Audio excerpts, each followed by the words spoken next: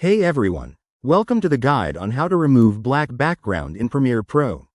Let's dive right in. First, open Adobe Premiere Pro and create a new project. Now import your footage that contains the black background. Simply drag your video onto the timeline to begin editing.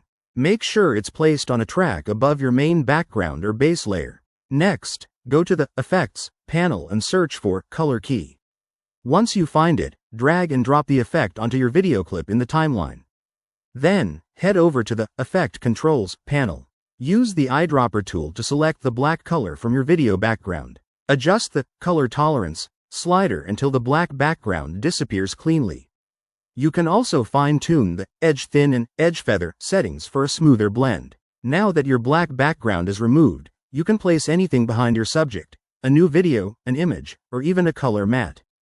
Just drag it to the layer beneath the keyed clip to see the final result. And there you have it.